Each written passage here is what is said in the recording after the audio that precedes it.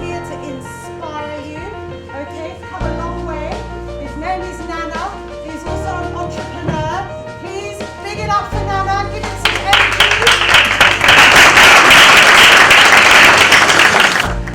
I'm the founder of Access UK. Access UK stands for African Caribbean Careers and Employment Support Services. So we're one of the few organisations, open organisations that openly say that we support black people into work. We don't apologise about it. I'm going to start off with the journey of Access UK. So in 2011, as you know, there was riots, or uprisings as some people like to call it. And the individual that was killed was somebody that was known to me. And it had a bit of a profound effect on me at the time because I've always worked in a kind of recruitment and helping people to work careers and kind of services. And so I was part of a steering group, like an advisory group. I would go out there and kind of discuss what the root of the riots. We all know what the roots were, but an official kind of group discussing it. So I discussed with local friends from Tottenham. Because even though I'm from North West London, I went to school all the way in Archery, so a lot of my friends were from Tottenham and Hackney, etc., etc. So when I was part of that group, I came across a lot of stats. Very interesting stats that I was aware of, but I didn't know to the extent of these stats. Now, anybody in here want to tell me what you think the unemployment rate is for young black people in the UK? Anybody? 4 in 10. Sorry? 4 in 10. 1 in 10? Okay, anybody else? 4 in 10. 4 in 10. 4 in 10, yeah? Okay. Anybody else? 40%. 40%, yeah? Okay. It's actually 50%. So 1 in 2 people that are between 16 and 24 that are black, unemployed in the UK. Alright? When I came across these stats, I started thinking, wow, I always knew it was bad, but I didn't know it was that bad. Then let's talk about graduates. Anybody know this, the comparison between a black graduate getting a job and a white graduate? Anybody know? No. You don't know? Okay. If you're a black graduate, you're 3 times more likely to be unemployed than a white graduate. So that implies that it's got nothing to do with your, what they say, how you don't want to learn, etc., etc. It's more to do with the fact that there's something external going on. And I know a lot of people have spoken about this whole issue, so I'm going to kind of summarize what we do to one of the things we do to deal with the issues of black youth unemployment. Now we run a whole program that's dedicated towards helping youth into work. One of the strands of it is a key component of what we're talking about today, which is helping youth to start their own businesses as a solution to the problem. Yeah? If people are saying that it's an external problem, then what are we going to do about it to kind of solve that? And one of the programs we run is supporting young black youth predominantly into work. So we've got a set of providers that are out there waiting for people to, engage with. As the sister said earlier, there's a lot of talent in the black community. A lot of talent. And my life could have gone a completely different way. Ovi knows what I'm talking about anyway, but elaborate it. Yeah, he's known me for a long time. But whatever reason, through gaining a bit of knowledge of self and having my family around me, I thankfully stayed on the right side of the law. But it could have gone a totally different way, trust me. So in terms of me being here today, I can go on and on and on, but in terms of me being here today, is to kind of shed a bit of light about what we do in the community. We're based in North London, but we've got hubs all throughout London, and we're going to continue kind of getting hubs, etc., etc. So we, for example, in this particular area, we identify 5 areas or 6 areas that an advisor will go and actually meet people. So it's not about somebody coming here or there. It's actually local. So it could be like in a complex like this, where an advisor will be there maybe on a Monday, Tuesday, etc., and they can engage young people, give them that kind of bespoke service. And it's going to be somebody that obviously knows and understands the barriers that young black people face. Now, I've brought this article with me today. It got released just today. Yeah?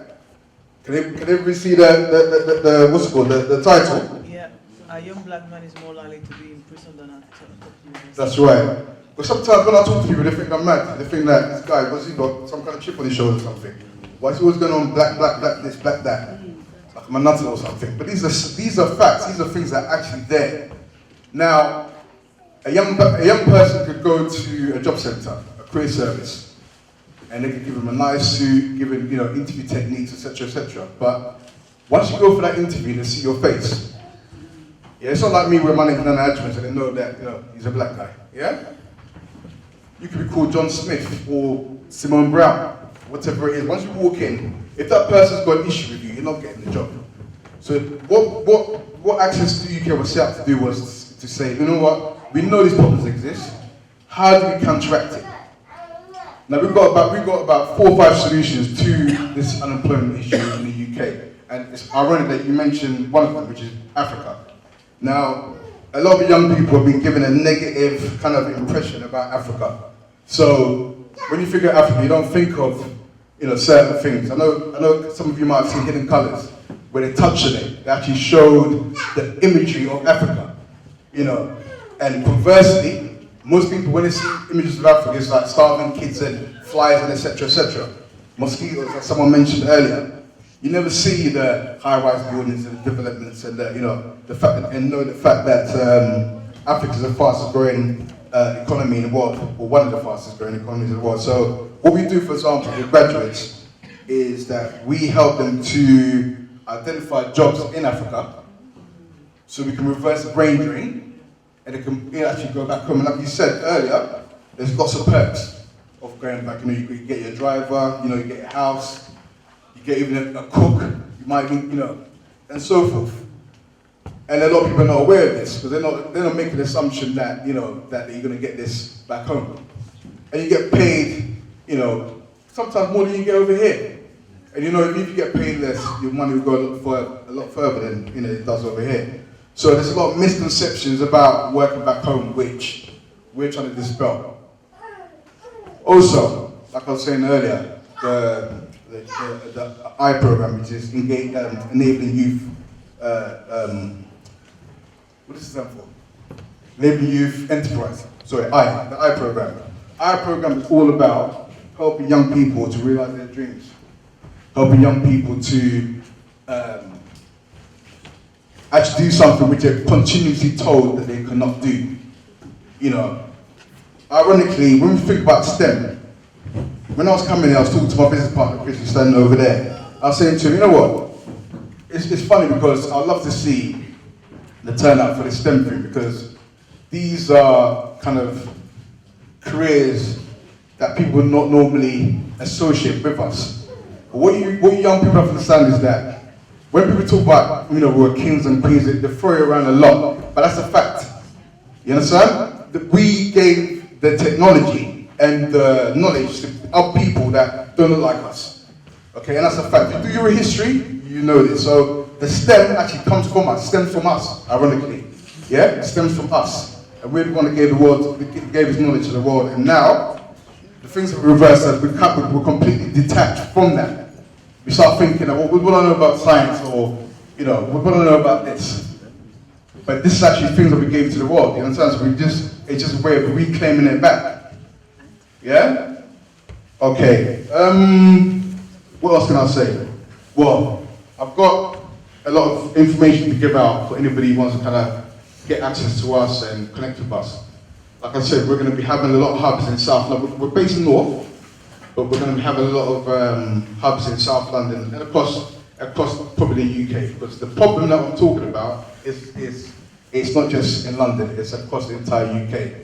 1 in 2 black youths are unemployed. I went to a presentation in Southern yesterday. It's meant to be a youth engagement event. No youths in sight. No youths in sight. The people there were predominantly middle-aged and white. Right? No respect to the white person, but I thought to myself, I didn't come here for this. So I had to change my whole speech around like that. I could drop off a hat. Yeah, because my whole idea was I'm going to go to see some youths, connect with them, and try to help them assist them. And it was just a whole bunch of vigilant people that didn't look nothing like me. Complete waste of time. So I'm happy for the turnout, happy that there's people here listening to this. And like I said, I've got information here that you can connect with, because you know I like to practice what I preach. I mean, in terms of setting up Access, I was, at the time that we set up Access, I was at a nice job, no worries, you know, I'm investing in property, I was comfortable. But you know what, after what happened with Mark, I kind of start doing a bit of self-analysis. I thought to myself, you know what, all my life I've been helping, or majority of my life I've been helping people into work. I've been doing that for about over 15 years. I know I look young, but you know what I mean? Giving my age away there. But yeah, and I thought to myself, why don't I use that knowledge to help people that look like me? People that are disproportionately unemployed, marginalised. People that are tired of hearing the same stories when they walk into the job centre. People that are kind of stereotyped. So when you walk in, they already label you as a failure before you walked in there. So they're kind of setting you up to fail. So I thought, let me use my knowledge and set it up. And you know what? I set it up with my own money. Obviously, I was in a privileged position to do that. Nobody can do that. Me and this gentleman here were working together. Yeah, we both decided to leave together to set up Access UK. Yeah, like that's a risk that a lot of people, how many people take that risk? Because my passion, my love for my people, I decided to take that risk and just jump in the deep end. So we're set up as a charity, but we fundamentally we saw ourselves as well, you know, government, local authorities, etc. So we're kind of trying to self-sustain in that way. But like I said, it was a leap of faith, but it was what do you call it, calculated risk. And I'm glad I took it, because we're making a lot of inroads now. Eventually, we want to set up lots of accesses across the UK, Birmingham, Manchester, any black area you see. We want to set up a community hub in the area where a young person can go there, deal with somebody that looks like them, deal with somebody that understands their barriers to employment, deal with somebody that's not going to listen to them nonsense either. Because a lot of us sometimes, when I've seen in my own eyes, when our youths are dealing with people that don't look like us, they like to exploit that. But you're not going to exploit that with me or anybody that works with us. So we know what time it is, as they use them to say. We know what time it is, and we've got the experience, we're on the ground, and yeah, that's it. Yeah?